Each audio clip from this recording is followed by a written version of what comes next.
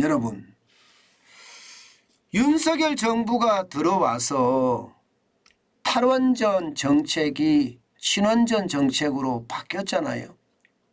그러면서 6개월 만에 사실상 잭팟을 터뜨렸습니다. 어디서 터뜨렸느냐? 폴란드에서 터뜨렸어요. 폴란드 국가가 원전을 발주하는 6기, 6기는요. 미국의 웨스팅하우스에서 이게 수주를 했어요. 그런데 민간에서 발주하는 거 있잖아요. 아직 뭐 2기가 될지 4기가 될지 정확하게 정해지진 않았지만 4기가 될 가능성이 굉장히 크다고 이야기합니다. 이 4기에 대해서는요. 대한민국하고 쉽게 말하면 MOU를 체결을 했습니다. 한국수력원자력하고 말입니다. 그 폴란드의 민간발전사 제팍하고요. 제팍. 그리고 폴란드 전력공사하고요. 이렇게 쉽게 말하면 LOI라는 건데 투자 양해각서입니다. 투자 양해각서를 체결을 했으니까 이제는 이제 당장 말입니다. 당장 이것은 사업에 들어갈 수 있는 아주 단초가 됩니다. 올해 말까지 지금 한수원 같은 경우는요. 물론 재파하고 같이 하겠지만 올해 말까지 자금 조달 방안은 어떻게 할 것인가. 총 예산은 얼마나 들어갈 건가. 공정기한은 또 어떻게 될 건가. 여기에 대한 기본계획 수립하고요. 내년부터는 현장 부지를 조사하기로 합니다.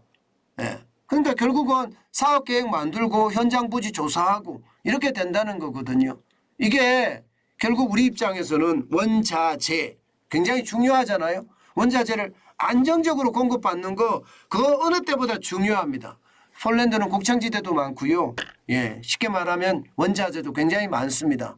때문에 우리가 K방산이라고 해서 무기 수출도 많이 하지만 이게 원자력 발전도 수출을 해서 말입니다.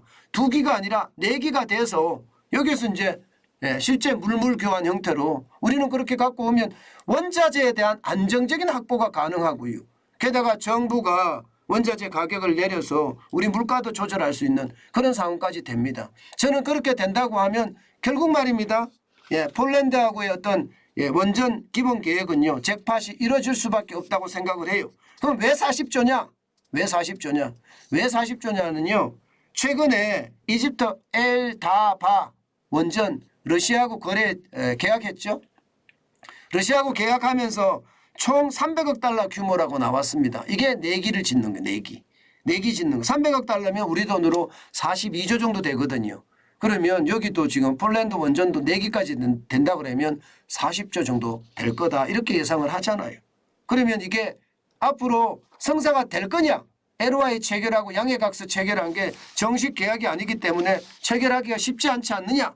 이렇게 이야기하지만 여러분 폴란드 부총리가 야체크 사신 부총리가요. 그냥 이거 진짜로 앞으로 대한민국에 이게 발주가 되겠느냐 이렇게 물었더니 그냥 본인의 이야기입니다. 짧게 대답한다. 짧게 대답한다. 100%다. 한 나라의 부총리가 짧게 대답한다. 100%다. 이렇게 말하기 쉽습니까? 쉽지 않습니다. 예를 들어서 99.9%다 이렇게는 이야기할 수 있지만 100%다 이렇게 이야기하는 것은 결국 말입니다. 수주를 한다는 이야기예요. 조건에 따라 다르긴 하겠지만 우리 입장에서는요. 손해볼 게 없습니다. 손해볼 게. 우리는 모든 걸 수입해야 되는 나라이기 때문에 뭐 쌀 외에 모든 걸 다 수입해야 되는 나라잖아요. 그렇기 때문에 우리가 손해볼 건 전혀 없어요. 저는 아주 강력하게 지금 폴란드 원전 적어도 2기가 됐든 4기가 될지 모르지만 4기가 될 가능성 굉장히 많고요. 아마 그렇게 되지 않겠느냐 이렇게 예상을 합니다. 사실 말입니다. 폴란드가 폴란드는 바르샤바가 도시 수도죠. 여기에서 한 150km 떨어졌다고 했나요? 퐁트누프입니다. 퐁트누프에 4기를 건설을 하고요. 여기에 대한 조사를 한국수력원자력하고 함께 조사를 해서 부지도 조사하고 어떻게 할지 그 방안도 잡고 하겠다는 것 이게 지금 원전협력 프로젝트의 핵심이고요. 전체는 40조의 어떤 프로젝트가 된다는 이야기가 되는 겁니다. 게다가 여러분 대한민국 원전기술 아시죠? 세계 최고예요. 세계 최고. 예, 세계 최고예요. 탈원전을 5년 동안 했지만 아무 의미 없었어요. 6개월 만에 지금 이런 어마어마한 예, 수출을 이룬 겁니다. 저는 이것만 하더라도 여러분 대한민국의 원전 기술이 얼마나 발전이 됐는지 그것을 정확하게 알 수 있다고 생각을 합니다. 지금처럼 굉장히 빠른 속도로 앞으로도 말입니다. 앞으로도 폴란드뿐만 아니라 사우디아라비아나 체코나 영국이나 뭐 이런 데까지 우리가 싹쓸이는 모르겠지만 예, 윤석열 대통령이 이야기했던 것처럼 10기 정도 10기면 금액만 하더라도 엄청나겠죠. 4기가 40조면 4기가 40조면 10기면 100조잖아요. 100조. 예, 그런 쾌거를 달성을 했으면 좋겠습니다. 또한 말입니다. 또한 되게 중요한 게 하나 있어요. 미국하고도 협력을 해야 됩니다.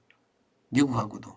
계속 미국이 우리 기술을 가져갔다 이렇게 해방을 놓으면 웨스팅하우스가 지금 계속 해방을 놓잖아요. 해방을 놓으면 서로서로 힘드니까요. 기본적으로 폴란드의 어떤 폴란드가 나라가 추진하는 6기 그 원자력 발전 같은 경우는요.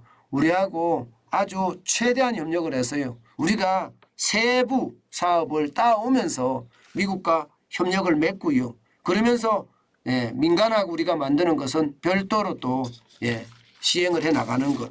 저는 그게 굉장히 중요하다고 생각을 합니다.